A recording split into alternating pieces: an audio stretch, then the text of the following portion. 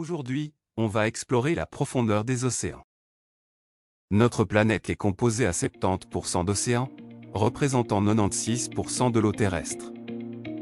C'est dire que la Terre est une véritable planète océanique.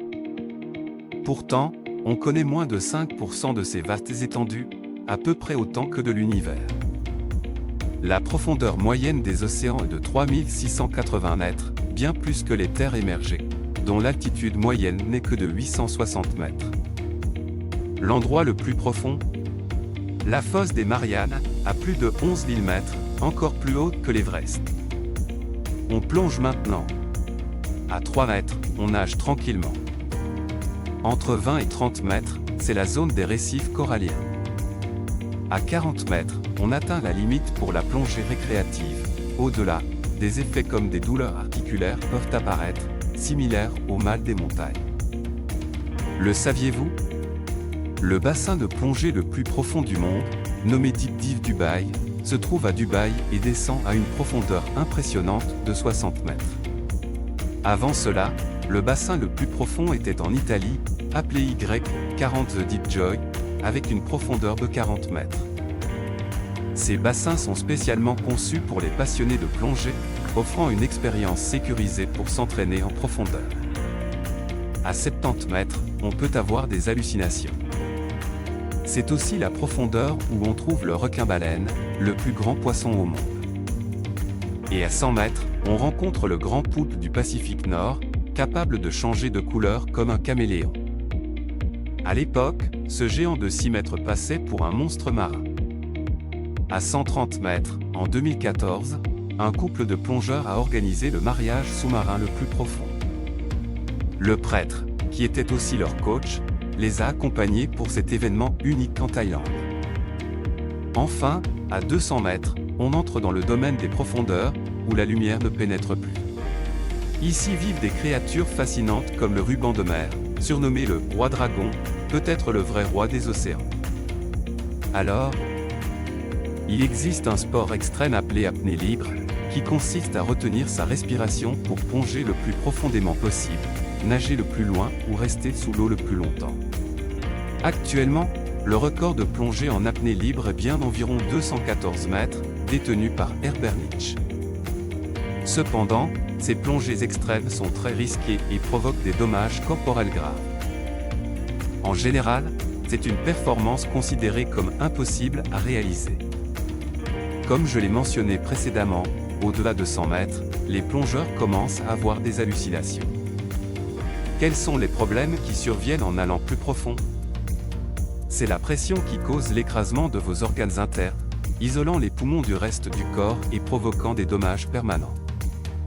Cependant, Herbert a réussi à utiliser la pression pour comprimer son abdomen, poussant ses organes vers le haut et maintenant ses poumons intacts, évitant ainsi des blessures graves. C'est pourquoi il a pu atteindre cette profondeur, une performance hors de portée pour la plupart des gens. Combien de temps peut-il retenir sa respiration ? Je ne sais pas exactement combien de temps il peut retenir sa respiration, mais le record du monde de rétention de souffle en apnée libre en mer est actuellement détenu par Stéphane Ifsu. Il a réalisé cet exploit en 2009 en retenant sa respiration pendant 11 minutes et 35 secondes. Ce record a été établi en apnée statique, c'est-à-dire sans mouvement, dans des conditions idéales pour maximiser la durée de rétention du souffle. Cependant, ce n'est pas le record le plus long. Dans une piscine statique, le record du monde de rétention de souffle le plus long, 22 minutes et 22 secondes, a bien été établi par Stig Søverensen, un Danois, en 2012. Ce record a été réalisé en utilisant de l'oxygène pur avant l'apnée, ce qui permet d'augmenter considérablement la durée de rétention. Les plongeurs extrêmes comme lui peuvent généralement retenir leur souffle pendant plus de 8 minutes. Continuons à descendre. À 300 mètres, on peut rencontrer des crabes géants que nous consommons souvent qu'on appelle crabes royaux ou crabes araignées japonais. Le nom scientifique de ce crabe est Macrocheraca amphéri. Il a des pattes très longues et une tête très petite. Lorsqu'elles sont étendues, elles peuvent atteindre jusqu'à 4 mètres de long. Il s'agit du plus grand arthropode vivant et il est souvent trouvé dans les eaux profondes autour du Japon, notamment à des profondeurs allant de 200 à 400 mètres. En dehors des crabes, les humains ont également atteint cette profondeur sans aucun équipement. Comme mentionné précédemment, le record de plongée en apnée libre sans assistance est de 214 mètres, mais en utilisant un équipement. Le plongeur égyptien Ahmed Gabre détient le record de plongée avec oxygène, atteignant 332 mètres en 2014.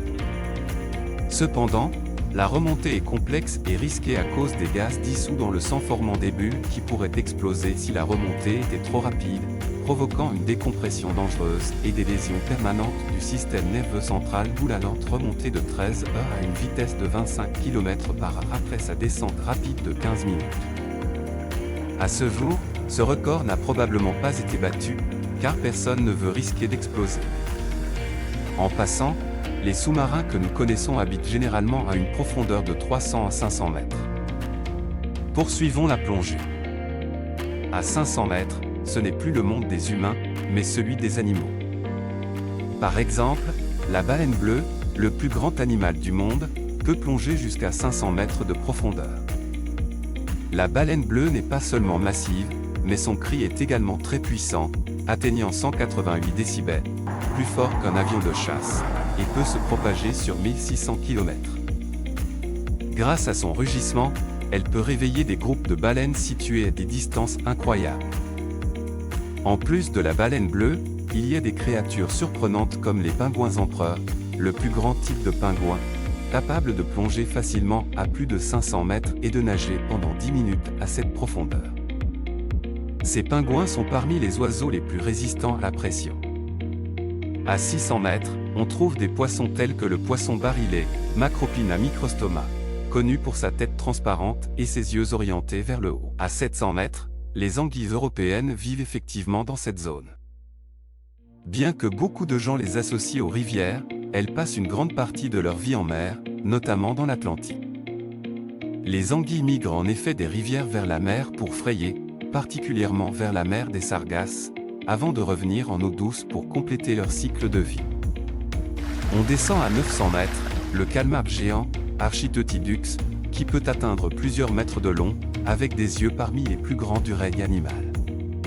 Bien que ce calmar soit rarement observé en raison des profondeurs où il réside, il est probablement plus répandu qu'on ne le pense. Son habitat et son mode de vie font qu'il est difficile à étudier, mais il est considéré comme un prédateur important dans ces profondeurs océaniques. À 1000 mètres, on entre dans la zone dite du Batial. Cette zone est caractérisée par l'obscurité totale, car la lumière du soleil ne pénètre plus à ces profondeurs. La vie animale y devient plus rare, mais certaines espèces se sont adaptées à ces conditions extrêmes. On y trouve des poissons bioluminescents, des méduses et d'autres créatures capables de survivre dans ces environnements hostiles. C'est une zone où la pression est également très élevée. À 1300 mètres, on trouve des créatures comme le requin gobelin, Mitsugurina austoni, un prédateur effrayant reconnaissable à sa mâchoire proéminente. Ce requin est capable de projeter ses mâchoires vers l'avant pour attraper ses proies, un comportement qui rappelle des créatures extraterrestres des films de science-fiction. À 1700 mètres, on tombe sur des créatures assez incroyables, comme le calmar vampire, Vampiroteuthie infernali. Son nom fait flipper, mais en vrai, il n'a rien d'un monstre. Ce calmar utilise la bioluminescence pour émettre des petites lumières dans l'obscurité totale des abysses. Il est super bien adapté à vivre là où il y a très peu d'oxygène, ce qui le rend vraiment unique dans son environnement. Une vraie star des profondeurs. À 2000 mètres, ça devient encore plus flippant. Ici, tu peux croiser le dragon noir, Idiacanthus, un poisson qui a clairement l'air tout droit sorti d'un film de science-fiction. Il a des dents hyper pointues et, en bonus, des moustaches qui brillent dans le noir pour attirer ses proies.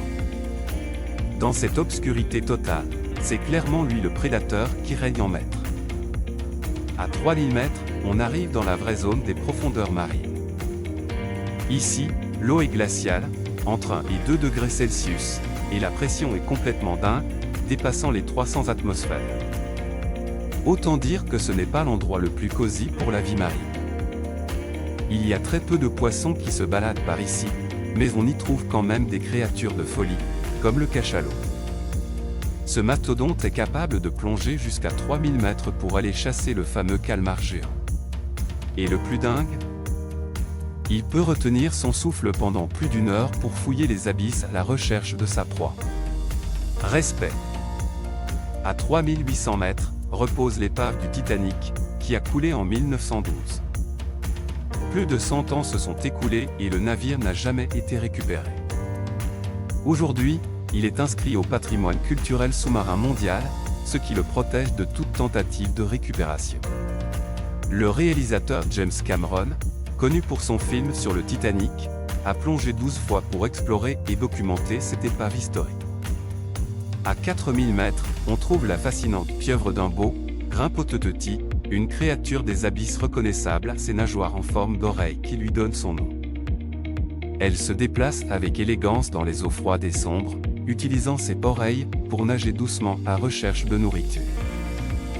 Dans cet environnement où la lumière ne pénètre plus, la vie est rare, mais la pieuvre d'Imbaud a parfaitement su s'adapter aux conditions extrêmes des profondeurs. À 6000 mètres, on plonge dans la zone des ultra-profondeurs, là où la lumière du soleil n'existe plus et où la pression est folle. C'est un monde quasiment inconnu, où peu de créatures arrivent à survivre. En 1989, le sous-marin japonais Shinkai 6500 a battu un record en descendant jusqu'à 6500 mètres. Mais en 2012, le sous-marin chinois Jiaolong est allé encore plus loin, atteignant les 7000 mètres et découvrant des profondeurs encore jamais explorées. On descend encore, à 8178 mètres, on touche la zone la plus profonde où des poissons ont été découverts. En avril 2017, une équipe chinoise a repéré un poisson blanc à environ 8150 mètres de profondeur. Quelques mois plus tard, en août, une équipe japonaise a trouvé le même type de poisson, et c'était peut-être même le même spécimen. Ce poisson est actuellement surnommé le Mariana Sailfish. On ne sait pas encore s'il peut nager plus profond ou s'il existe d'autres espèces dans ces zones encore inexplorées. À une profondeur de 10 660 mètres, les chercheurs ont fait une découverte fascinante, un organisme unicellulaire géant atteignant 1 cm de long. Bien qu'il ne soit constitué que d'une seule cellule, cet organisme primitif présente une forme semblable à celle d'une feuille.